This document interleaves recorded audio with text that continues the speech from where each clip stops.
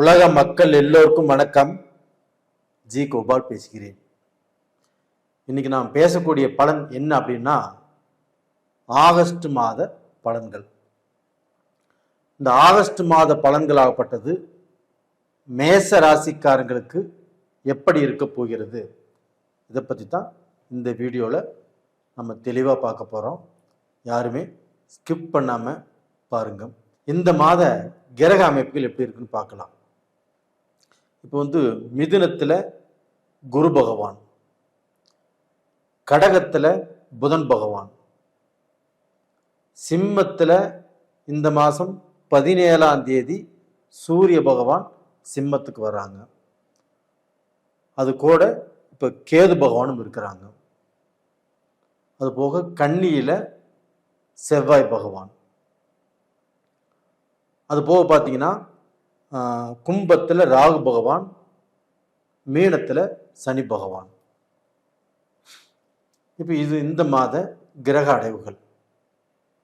அப்போ இந்த மாத கிரக அடைவுகள் ஆகப்பட்டது மேச ராசிக்காரங்களுக்கு வழிவிடுமா, ஏதாவது ரூபத்தில் அவங்க இப்போ வாழ்ந்துட்டு இருக்கக்கூடிய சூழ்நிலையில் இருந்து, எப்படிப்பட்ட சூழ்நிலையில் இருக்கிறீங்க அப்படிங்கிறது உங்களுக்கு நல்லா தெரியும். இந்த சூழ்நிலையில இருந்து நம்ம கொஞ்சம் வெளியில வர முடியுமா அப்படிங்கிறதா உங்களுடைய கேள்வி. கண்டிப்பாக நீங்கள் வெளியில வருவதற்குண்டான ஒரு சாதகமான கிரக அமைப்புகள் தான் இப்போ. ஏன்னா உங்களுடைய ராசி அதிபதி செவ்வாய் பகவான் அந்த கேது கிட்ட இருந்து இப்போ விலகி கன்னிக்கு வந்தாச்சு. அப்ப அந்த கேது கிட்ட அந்த செவ்வாய் பகவான் இருக்கும்போது உங்களுக்கு ஒரு முடிவெடுப்பதில் தடை, ஒரு பிசினஸ் பண்றதுல தடை, ஒரு வேலைக்கு போறதுல தடை, குடும்பத்துல குழப்பங்கள், இது எல்லாமே இருந்துச்சு. இப்போ கன்னிக்கு அந்த செவ்வாய் பகவான் வந்துட்டாரு. இதனால் கண்டிப்பாக மேச ராசிக்காரர்கள் ஒரு விடிவு காலம். அப்போ உங்களுடைய கஷ்டத்தில் இருந்து ஒரு நல்ல நிலைமைக்கு கண்டிப்பாக வருவீர்கள். இது 200% நடக்கும். சார் எப்படி சார் செவ்வாய் 6ல் இருக்குது நடக்கும்னு சொல்றீங்க? செவ்வாய்க்கு 6ல் இருந்தாவோ, அந்த செவ்வாயும் சனியும் பார்த்து கொண்டிருந்தாவோ, சனி வக்கரகதியிலிருந்து செவ்வாயை பார்க்கறாங்க. அப்போ சனி செவ்வாயை வக்கரகதியிலிருந்து பார்க்கும்போது அந்த செவ்வாய் உங்களுக்கு யோகத்தை தான் கொடுப்பாரு. ஏன் நான் சொல்றேன் அப்படின்னா, உங்களுக்கு தெரியாத விஷயங்கள் இப்போ சனியும் செவ்வாயும் பார்த்துட்டாங்கன்னா உங்களுக்கு பிரச்சனை வரும், குழப்பம் வரும், நஷ்டம் வரும், தடைகள் வரும் இப்படின்னு சொல்லுவாங்க. ஆனால் வரும். சனி வக்கரகதியிலிருந்து செவ்வாயை பார்க்கும்போது இது எதுவுமே நடக்காது. அப்போ நீங்க கடந்த காலத்துல நம்ம இதையெல்லாம் செய்யணும், இந்த பிசினஸ் பண்ணணும், நம்ம இங்க வீடு மாற்றணும், நாம் இந்த ஊருக்கு போகணும், நீங்க ஒரு இன்டர்வியூ அட்டன் பண்ணியிருப்பீங்க, அந்த ரிசல்ட் எதிர்பார்த்துட்டே இருப்பீங்க, இன்னைக்கு வரைக்கும் வரல. ஒரு வேலையை மாற்றணும், ஒரு வேலையை மாற்றி வேற கம்பெனிக்கு போகணும், இது மாதிரி எண்ணங்கள்லாம் உங்களுக்கு இருக்கும். அது கண்டிப்பாக இந்த பீரியட்ல நடக்க போகிறது. இதற்கு பார்த்தீங்கன்னா சூரியனுடைய பலம், சூரியனாகப்பட்டது உங்களுக்கு 5ஆம் இடத்து அதிபதி.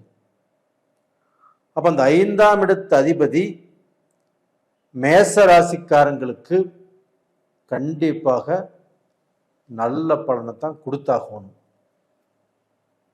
அப்ப அந்த 5ஆம் இடத்து அதிபதி ஆட்சி எப்போ 17ஆம் தேதியிலிருந்து, அந்த 17ஆம் தேதியிலிருந்து நீங்க பாருங்க, உங்க கவர்மெண்ட் தொழிலையோ இல்லை உங்க பிரைவேட் தொழிலையோ, நீங்க இப்போ கவர்மெண்ட் தொழிலை எதிர்பார்க்குறீங்க இல்லை பிரைவேட் தொழில் எதிர்பார்க்குறீங்க, இது எல்லாமே உங்களுக்கு வருவதற்குண்டான வாய்ப்புகள் இருக்குது.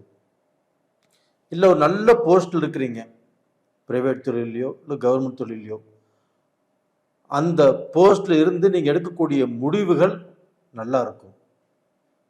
ஆனால் ஒரு விஷயம், நீங்கள் கொஞ்சம் கேர்ஃபுல்லாக இருக்க வேண்டிய இடம் எது அப்படின்னா, இந்த கேது பகவான் வந்து சூரியனோடு இருக்கிறாங்க இல்லையா, அப்போ அந்த கேது பகவான் சூரியனோடு இருக்கும்போது உங்களுக்கு ஏதாவது ரூபத்தில் சில குழப்பங்களோ சில தடைகளோ உருவாக்குவதற்கு டைம் இருக்குது.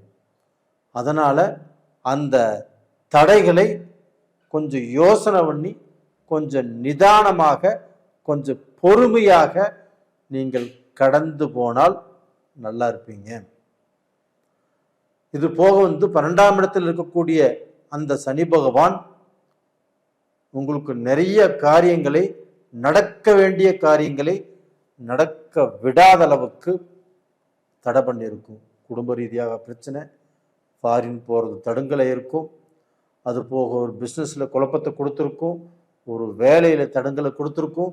இவ்வளவு பிரச்சனைகளையும் அந்த சனி பகவான் உங்களுக்கு கொடுத்துருப்பாங்க. ஆனால் அதே சனி பகவான் இப்போ வக்கரத்துக்கு வந்துட்டார். அப்போ இந்த வக்கர கதியில் இருக்கக்கூடிய அந்த சனி பகவான் உங்களுக்கு நல்லது தான் செய்வார். 12ஆம் இடத்துல இருக்கிறாங்கன்னா அயன சயன போகஸ்தானம், குடும்ப வாழ்க்கை நல்லா இருக்கும், இல்லறம் நல்லா இருக்கும், தாம்பத்தியம் நல்லா இருக்கும், வெளிநாடு போகிறது நல்லா இருக்கும், இதெல்லாம் நல்லா இருக்கும். அது போக மேசராசியில் பிறந்த பெண்கள், இப்போ இவங்களுக்கு வந்து இந்த குடும்ப வாழ்க்கை எப்படி இருக்கும், இல்லை அவங்களுடைய வாழ்க்கையில் இருந்த கஷ்டத்தில் இருந்து கொஞ்சம் ரிலீஃப் ஆகி ஒரு நல்ல நிலைமைக்கு வருவாங்களா அப்படின்னா, கணவன் மனைவி கிட்ட இருந்த பிரச்சனைகள், மனஸ்தாபங்கள் இப்போ கொஞ்சம் கண்ட்ரோலுக்கு வரும். அவங்க 2 பேர் வந்து ஒருத்தர் புரிந்து நடந்து கொள்வதற்குண்டான வாய்ப்பு உருவாகும். இது நிச்சயமாக நடக்கும். இது போக இப்போ வந்து மேசராசியில் பிறந்த மனைவிமார்கள் இப்போ ஒரு வேலை பண்ணுறாங்க, இல்லை ஒரு பிஸ்னஸுக்கு போகிறாங்க, அவங்களுக்கு வந்து இதுவரைக்கும் வேலையில் இருந்த பிரச்சனைகளோ இல்லை பிஸ்னஸில் இருந்த தடைகளோ இல்லை எதிர்ப்பு போட்டி பொறாமை, இதனால் அவங்களுக்கு வந்து எல்லாமே ஸ்ட்ரக் ஆகிட்டு இருந்திருக்கும். அது எல்லாமே இப்போ மாறப்போகிறது. அப்போ உங்கள் தொழிலில் நீங்கள் 10 ரூபா சம்பாதிக்கலாம், உங்களுக்கு தடைகள் எதுவுமே வராது, நீங்கள் கணவன் மனைவியும் சேர்ந்து நிம்மதியாக வாழலாம். உங்களுடைய கணவர் உங்களை பாராட்டுவார். உங்கள் கணவர் உங்களை பாராட்டும் போதே உங்களுக்கு நல்ல தைரியம் வந்துடும், நல்ல தெம்பு வந்துடும், இனிமே நம்ம சாதிக்கலாம் சம்பாதிக்கலான்ட்டு. ஏன்னா இதற்கு முன்னாண்ட அவர்கிட்ட அந்த பாராட்டை நம்ம எதிர்பார்த்தீங்க கிடைக்கல.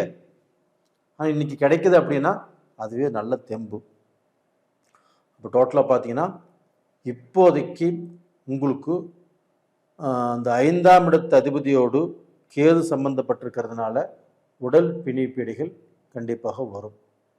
அப்போ அந்த உடல் பிணிப்பீடைகள் வர்றதுனால கண்டிப்பாக கொஞ்சம் உடல் ரீதியாக கேர் பண்ணிக்கோங்க.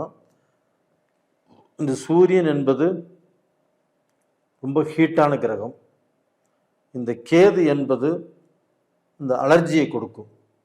அப்போ இந்த பீரியட் வந்து பார்த்தீங்கன்னா ஏதாவது ரூபத்தில் அலர்ஜி வரும், இல்லைன்னா தலைவலி வரும், இல்லைன்னா கண்ணுக்கு ஏதாவது பாதிப்பு வரக்கூடிய அளவுக்கு வாய்ப்புகள் இருக்குது. எல்லாத்துக்கும் இல்லை, உங்கள் ஜாதகத்தில் யாருக்கு எல்லாமே சூரியன் கெட்டிருக்குதோ அவங்களுக்கு. அப்போ அதை வந்து உங்கள் ஜாதகத்தை பார்த்து செக் பண்ணிக்கோங்க. நேயர்களே, இந்த பதிவு உங்களுக்கு பிடிச்சிருக்குன்னு நினைக்கிறேன். பிடிச்சிருந்தா லைக் பண்ணுங்கள், சப்ஸ்கிரைப் பண்ணுங்கள். இதில் வந்து பார்த்தீங்கன்னா வயதானவர்கள் அவங்க வந்து இப்போ ஏதோ பிஸ்னஸ் பண்ணிகிட்ருக்கிறாங்க, இல்லை ஏதோ வேலைக்கு போயிட்டுருக்குறாங்க, இந்த பிஸ்னஸ்லேருந்து வேறு ஏதாவது மறுபடியும் இன்வெஸ்ட் பண்ணி ஏதாவது பிஸ்னஸ் பண்ணலாம் அப்படின்னு நினச்சாவோ, இல்லை வேலையை மாற்றி செய்யலாம் அப்படின்னு நினச்சாவோ, இடமாற்றத்தை எது நினச்சாவோ கொஞ்சம் பொறுமையாக இருக்கிறது நல்ல விஷயம்.